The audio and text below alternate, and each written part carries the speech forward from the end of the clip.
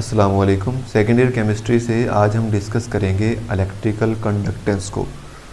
अब electrical conductance को जानने से पहले ये जान लीजिए कि इलेक्ट्रिकल कंडक्टिविटी होती क्या है। इलेक्ट्रिकल कंडक्टिविटी बेसिकली इलेक्ट्रिसिटी को अपने अंदर से पास करने की एबिलिटी, यानी कोई भी सब्सटेंस अपने अंदर से इलेक्ट्रिसिटी को कितना पास कर सकता है, उसकी एबिलिटी कितनी है कि वो इलेक्ट्रिसिटी को पास कर सके, वो इलेक्ट्रिकल कंडक्टेंस होगी। ठीक है, तो इलेक्ट्रिकल कंडक्टेंस को जानने के बाद हमने इसके ट्रेंड को पीरियोडिक टेबल में डिस्कस करना है।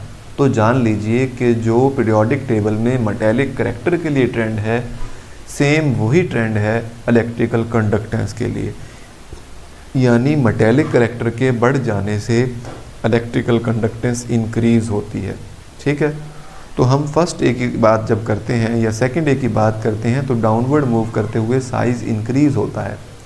साइज़ इंक्रीज़ होता है तो इलेक्ट्रिकल कंडक्टेंस फर्स्ट ए और सेकंड ए में डाउनवर्ड मूव करते हुए इंक्रीज़ होती है।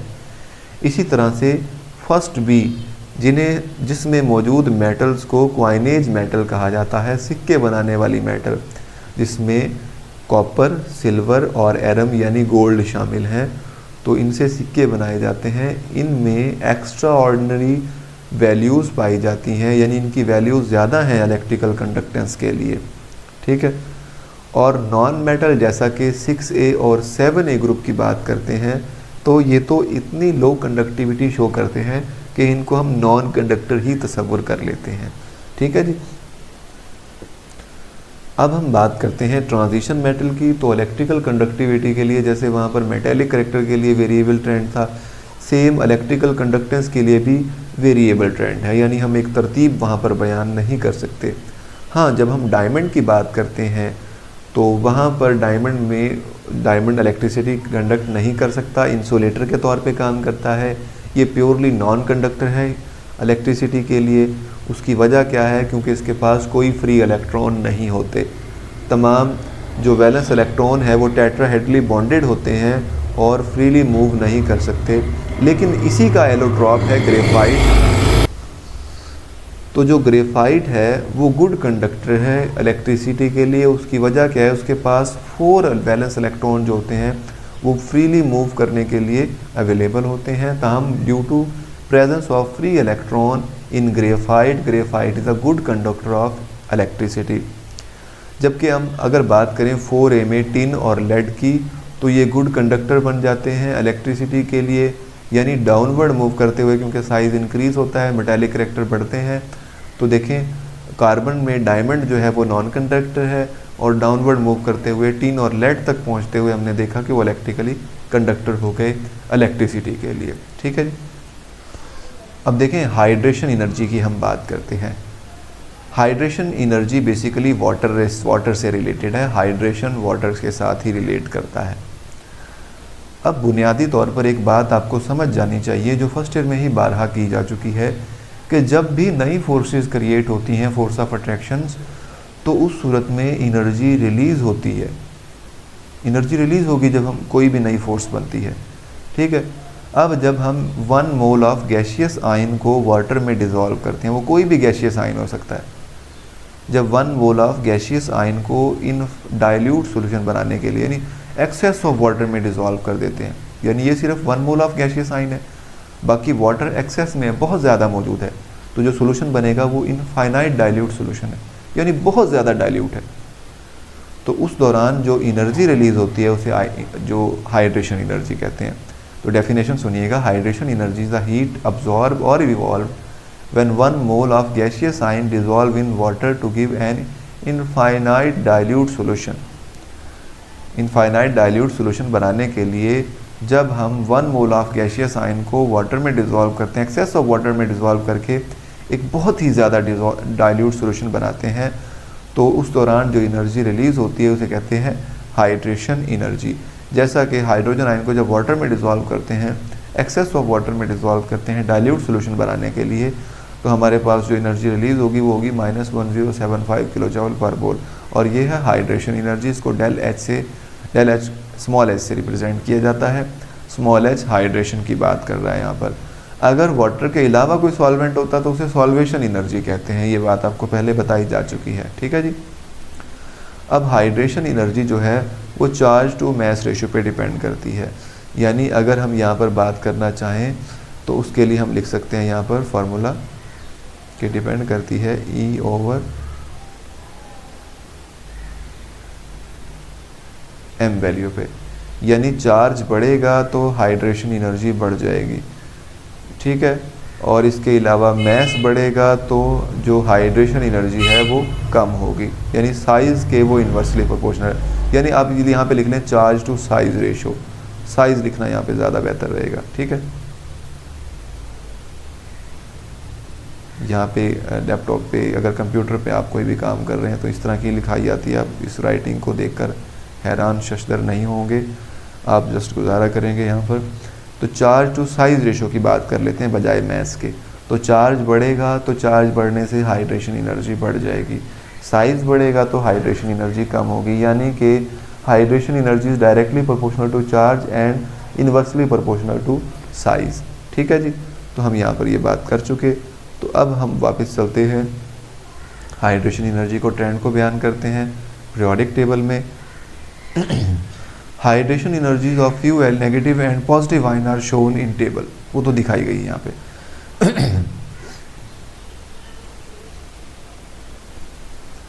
अब यहाँ पर हमें मालूम है ये बात कि हाइड्रेशन एनर्जी जो है कुछ एलिमेंट की पॉजिटिव होती है, कुछ की नेगेटिव होती है, जैसा कि यहाँ पे हमने दिखाई गई है, यानी एडाइन और एराइन सबकी दिखाई गई है, ठीक है। अब टेबल से शो होगा कि highly depend upon charge to size ratio, ठीक है। अब एग्जांपल ले लेते हैं फर्स्ट ए ग्रुप की।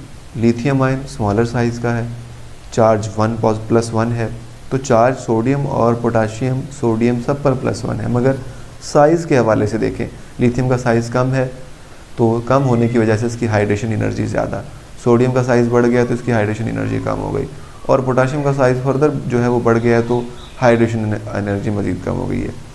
मगर सोडियम के बिल्कुल सामने मौजूद है मैग्नीशियम आयन, तो चार्ज बढ़ा है तो हाइड्रेशन एनर्जी बढ़ गई है। एल्यूमिनियम में देखें कितनी ज़्यादा बढ़ गई है, +3 चार्ज जो है, तो चार्ज बढ़ने से हाइड्रेशन एनर्जी बढ़ती है और साइज़ बढ़ने से हाइड्रेशन एनर्जी कम होती है, ठीक है।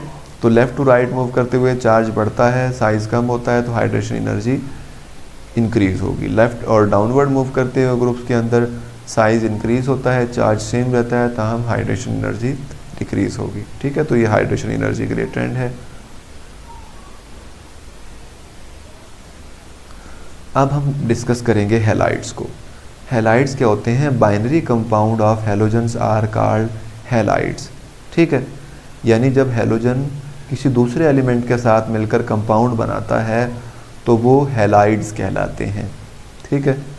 तो वो डिपेंड करता है हैलाइड्स की प्रॉपर्टीज़ कैसी होंगी कि उनके अंदर बॉन्डिंग किस नेचर की है। तो उनकी बॉन्डिंग की नेचर की बुनियाद पर हैलाइड्स को क्लासीफाई किया गया है, मतलब आयोनिक हैलाइड अगर उनमें आयोनिक बॉन्ड होगा आयोनिक नेचर की वजह से, कोवेलेंट हैलाइड्स अगर उनमें कोवेलेंट बॉन्ड मौजूद है, और थर्ड टाइप है पॉलीमेरिक हैलाइड। तो वो डिपेंड करता है कि वो पॉलीमेरिक या ब्रिज बनाते हैं या नहीं, ठीक है। तो अब हम बात करते हैं हैलाइड्स के बारे में। हमने उनकी मतलब जो करैक्टरिस्टिक्स है, यानी आयोनिक होने, कोवेलेंट होने, या फिर उनके मुतालिका ये बात भी बयान कर दी कि उनमें पॉलीमेरिक हैलाइड भी होते हैं कि जो डिपेंड करता है कि वो ब्रिज बनाते हैं या नहीं। तो जो फर्स्ट ए ग्रुप के हैलाइड हैं उनको प्योरली आयोनिक कहा जाता है कि वो आयोनिक बॉन्ड बनाते हैं।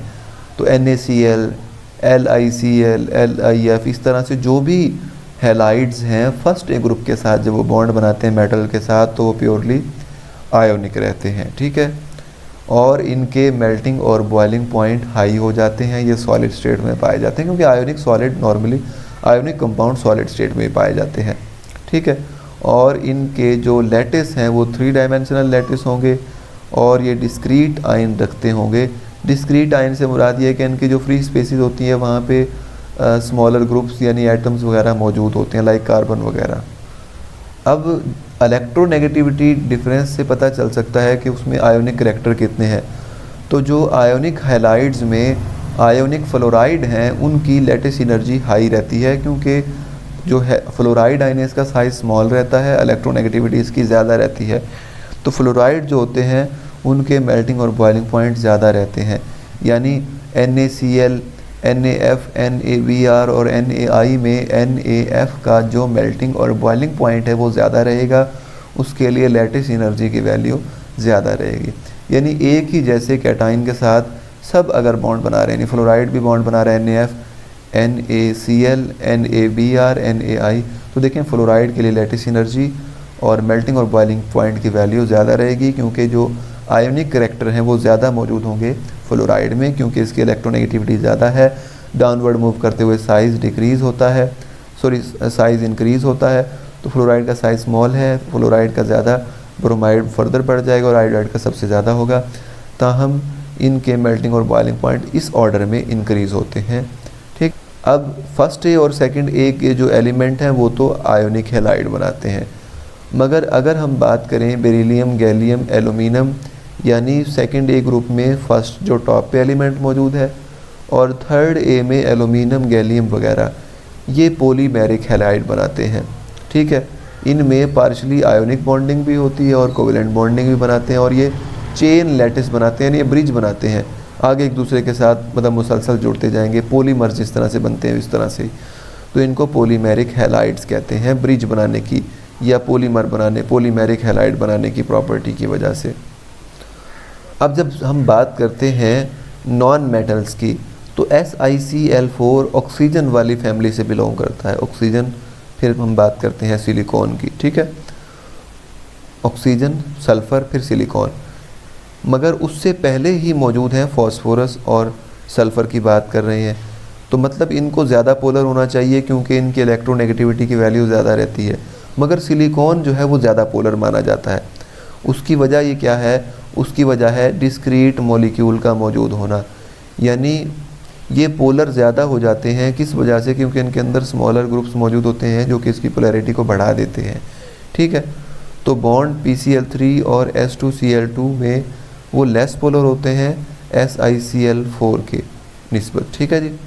On moving across the periodic table from left to right, electronegative difference reduce and the trend shift toward the covalent halide, यानी पीरियोडिक टेबल के एक्सट्रीम लेफ्ट साइड पे आयोनिक हैलाइड, फिर सेंटर में polymeric halide और फिर right side पे covalent halides होंगे। ठीक है, तो ये एक मतलब हम ट्रांजिशन मेटल की यहाँ पे बात नहीं कर रहे हैं, उनके लिए ट्रेंड जो है वो वेरिएबल रहेगा। ठीक है, तो जो बुनियादी तौर पे कोवेलेंट हैलाइड हैं उनकी फ़िज़िकल प्रॉपर्टीज़ डिपेंड करती हैं उनके साइज़ और पोलराइजेबिलिटी पे। साइज़ डाउनवर्ड मूव करते हुए इंक्रीज़ होता है, पोलराइजेबिलिटी भी डाउनवर्ड मूव करते हुए इंक्रीज़ होती है। लेफ़्ट टू राइट मूव करते हुए पोलराइजेबिलिटी डिक्रीज़ होती है और साइज़ भी डिक्रीज़ होता है। ठीक है, तो अगर हम हैलोजन में आयोडाइड्स तक की बात करें तो साइज़ बढ़ता है, पोलराइजेबिलिटी बढ़ती है, इस वजह से वैन डर वाल फोर्सेस बढ़ती हैं और उनके मेल्टिंग और बॉइलिंग पॉइंट भी इंक्रीज़ होंगे। तो अब हम आयोनिक करैक्टर के हवाले से बताते हैं कि हैलाइड्स में आयोनिक करैक्टर कैसे डिक्रीज़ होते हैं। तो फ्लोराइड की इलेक्ट्रोनेगेटिविटी ज़्यादा है, जैसे जैसे डिक्रीज़ होगी आयोनिक करैक्टर भी डिक्रीज़ होंगे। अब एक बात आपको यहाँ पर ज़रूर जानना है, AlF3 इज़ प्योरली आयनिक, और इसी तरह से AlCl3 की हम बात करें या AlI3 की बात करें। अब AlF3 इसमें एल्यूमिनियम आयन है, यहाँ पर भी एल्यूमिनियम आयन है, मगर फ्लोरीन जो है वो ज़ाहिर बात है मोर इलेक्ट्रोनेगेटिव है, आयोडीन जो है लेस इलेक्ट्रोनेगेटिव है। अब आयोनिक करैक्टर किस में ज़्यादा होंगे? ज़ाहिर बात है फ्लोरीन मोर इलेक्ट्रोनेगेटिव होने के नाते आयोनिक करैक्टर ज़्यादा रखेगा, इसके मेल्टिंग और बॉइलिंग पॉइंट ज़्यादा होंगे, जबकि एल्यूमिनियम आयोडाइड जो है इसके जो आयोनिक करैक्टर है वो कम हो जाएंगे और इस वजह से ये नॉन कंडक्टर भी हो जाएगा। नॉन कंडक्टर होने के साथ साथ ये जो है मतलब इसके मेल्टिंग और बॉइलिंग पॉइंट लो हो जाएंगे इलेक्ट्रोनेगेटिविटी डिफरेंस के कम हो जाने की वजह से। अब हम बात करेंगे ऑक्सीडेशन स्टेट के हवाले से।